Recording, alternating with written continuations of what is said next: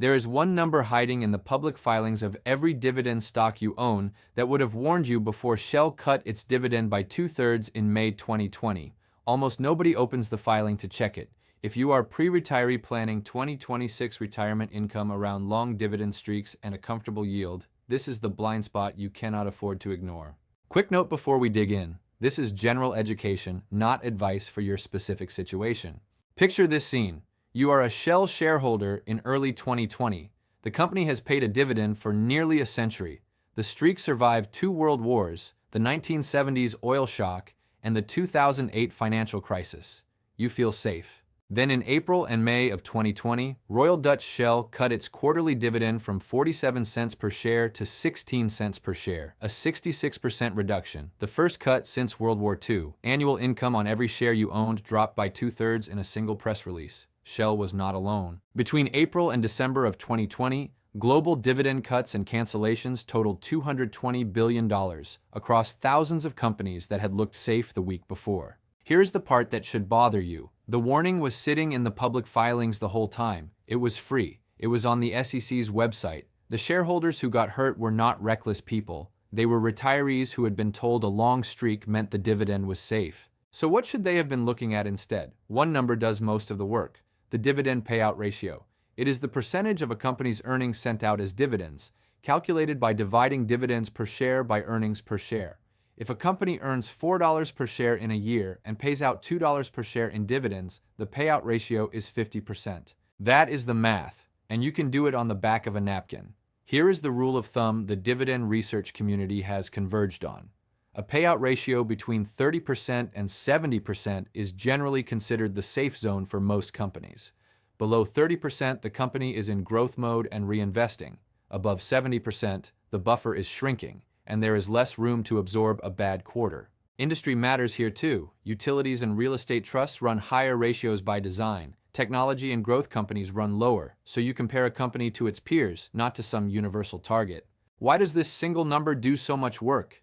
Because it tells you how much room a company has to keep paying you when earnings drop. If the payout ratio is 40% and earnings fall by half, the company can still cover the dividend with cash to spare. If the payout ratio is 90% and earnings fall by 10%, the dividend is no longer covered by current earnings, and the board has a decision to make. Most boards make the same decision Shell's board made. Now you might be thinking, did this rule actually predict the 2008 bank cuts? Here is the nuance. In 2008, dividend cuts by U.S. banks were not universal.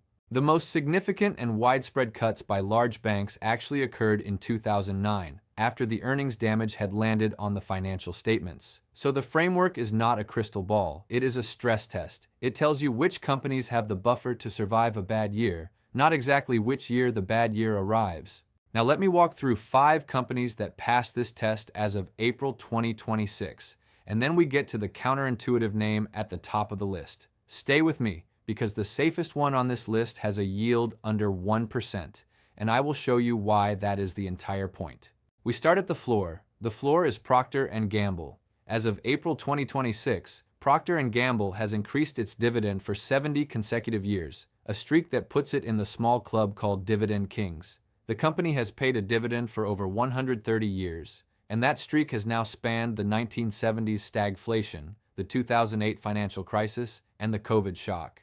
For the fiscal years ending June 2021 through June 2025, Procter & Gamble's average payout ratio was 60.6%, sitting comfortably inside that 30 to 70 safe zone we just defined. The yield as of late April 2026 is approximately 2.9%. You might be thinking, so this is the recession-proof stock. That phrase needs a counter. Procter & Gamble is not literally immune to economic stress. In 2025, the company itself flagged consumer anxiety and trade-down behavior, and the stock underperformed the Dow in early 2025. The thesis is resilience, not invincibility. The dividend held through every modern recession, but the share price can still move against you in any given quarter. You own Procter & Gamble because the check clears in a downturn, not because the price chart will outperform the market. That brings us to Chevron, and Chevron is interesting precisely because it survived the test. that broke Shell. In April 2024, Standard & Poor's Global Ratings assigned an AA- long-term issuer credit rating to Chevron USA Incorporated, which is investment grade and on the strong end of the major oil companies. In 2020, Chevron maintained its quarterly dividend of $1.29 per share, while both Shell and BP reduced theirs in the same quarter. Same global pandemic, same oil price collapse, different balance sheet. As of April 2026, Chevron's dividend yield is approximately 3.7 to 3.9%.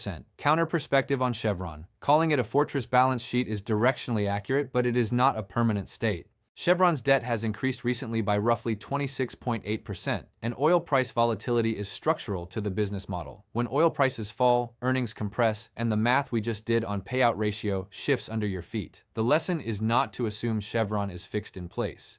The lesson is to check the net debt position annually, the way Chevron itself does. The third name is Realty Income.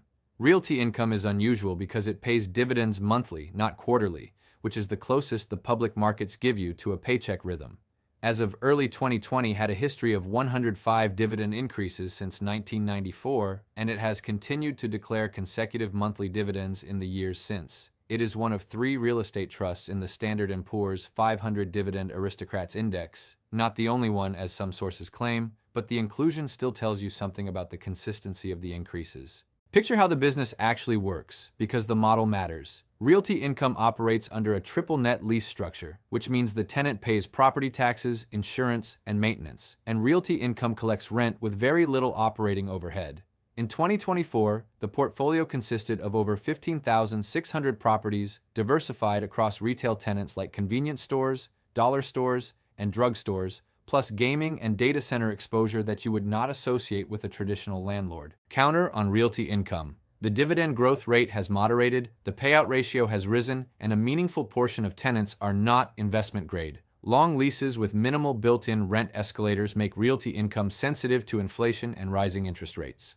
The pension check analogy holds for payment consistency. It does not hold for growth rate. We will come back to this name in the tax section, because where you hold it matters as much as whether you hold it. The fourth name is NextEra Energy, and NextEra is the growth engine of this portfolio. In late 2025 and early 2026, NextEra Energy was the largest electric utility in the United States by market capitalization, and its subsidiary NextEra Energy Resources was the world's largest generator of renewable energy from wind and solar. As of April 2026, NextEra Energy has a dividend growth streak of 32 consecutive years. The early 2026 5-year dividend compound annual growth rate ran between 10.1% and 10.38%. Why does the growth rate matter so much? Here is the rule of 72, which is the math every dividend investor should keep in their pocket. The rule of 72 estimates that an investment growing at 10% per year doubles in roughly 7.2 years. So NextEra's income stream at the recent growth rate is on track to double for a holder over roughly 7 years. That is the compounding engine, and it is why a moderate yield with strong growth often beats a high yield with no growth. Counter on NextEra. The regulated utility side is sensitive to interest rate movements, and the stock has shown volatility when rate expectations shift quickly. The renewables side faces policy uncertainty and higher financing costs that pressure project returns. The thesis is the combination of stability and growth. Neither leg of that thesis is unconditional, and the recent growth rate may not persist forever. Now, before I name the company at the top of this list, let me tell you the one objection a smart viewer raises here. You might be thinking, 10% annual dividend growth sustained for decades is rare. That is correct, and it is the right counter to keep in mind. Achieving a consistent 10% dividend growth rate over 20 or 30 years is exceptionally difficult. Many quality dividend payers grow closer to 3 to 5% annually. So when you build retirement projections, use a more conservative growth rate to stress test your numbers and treat sustained 10% growth as a tailwind, not a baseline. With that in mind, here is the counterintuitive name at the top of the safety list: Microsoft. As of April 2026, Microsoft has increased its dividend for 23 consecutive years. In early 2026, Microsoft's 5-year dividend compound annual growth rate was reported between 10.18% and 10.24%. And here's the number that matters most for safety. In early 2026, Microsoft's dividend payout ratio was reported in the range of 21.7% to 25%, which is the lowest payout ratio on this entire list. Think about what that means in practice. A 25% payout ratio means Microsoft's earnings could fall by 75%, and the company would still generate enough net income to cover the current dividend. That is the definition of a cut-resistant payout. Now you might be thinking, but the yield is so low it cannot matter for income. In early 2026, Microsoft's dividend yield was reported in the range of 0.85% to 0.98%, well under 1%. That is the lowest on this list. And it is the entire point. You are not buying Microsoft for today's income. You are buying it because a dividend growing at 10% per year doubles in roughly 7 years under the rule of 72, and the cut risk on that growing stream is among the lowest of any large company. By your 70s, today's small payment becomes a meaningful one on a balance sheet that has held investment grade through every modern crisis. Now let me address the math directly, because the yield trap is the most common way pre-retirees damage their own portfolios. A $10,000 investment at a 3.5% yield generates approximately $29.17 in monthly income. That is the honest math on a small portfolio. A dinner out, not retirement income. So the temptation is to chase 10% or 12% yields to fix the math.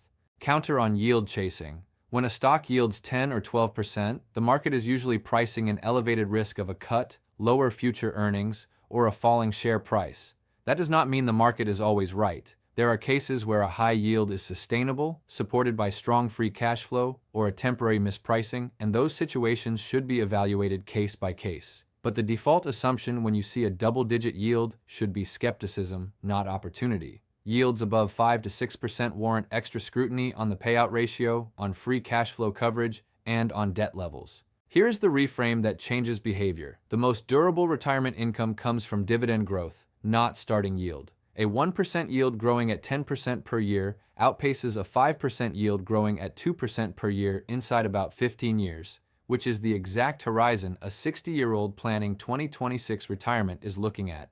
Use a more conservative growth rate when you stress test your own plan. Now, where you hold these matters almost as much as which ones you hold, and most dividend videos skip this entirely. Here is the rule. The majority of distributions from real estate trusts have historically been taxed as ordinary income, which means a Realty Income position inside a taxable brokerage account hands a meaningful slice of your income to the tax bill every year. Realty Income belongs in a traditional individual retirement account, or a Roth, where the ordinary income drag goes away. The other 4 names pay qualified dividends, which are taxed at long-term capital gains rates. For the 2023 tax year, the 0% tax rate on qualified dividends applied to single filers with taxable income up to $44,625 and married couples filing jointly with income up to $89,250. Verify the current threshold because brackets adjust for inflation. So Procter Gamble, Chevron, NextEra, and Microsoft can sit comfortably in a taxable account where many retirees pay 0 or 15% on the dividends, while Realty Income sits inside the IRA. That single placement decision can shift thousands of dollars per year in your direction over a long retirement. Your situation will differ. This is a starting point, not a plan. Here is your screwdriver moment, the thing you can do tonight. Pull up SEC EDGAR. The Securities and Exchange Commission's EDGAR system has historically provided free public access to corporate filings, including annual reports on Form 10-K and quarterly reports on Form 10-Q. Pick one stock you currently own. Find the dividends paid line and the earnings per share line in the latest annual filing.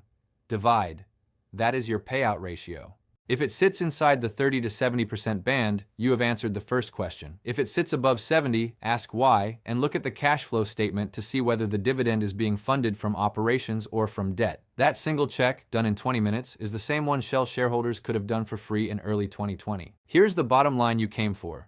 Pre-retirees planning 2026 income on long dividend streaks alone are exposed to the same blind spot Shell shareholders had before the May 2020 cut, because streak length and yield do not measure the payout ratio that actually predicts cuts. 5 names pass the test as of today, but the framework matters more than the names because the names will change and the math will not.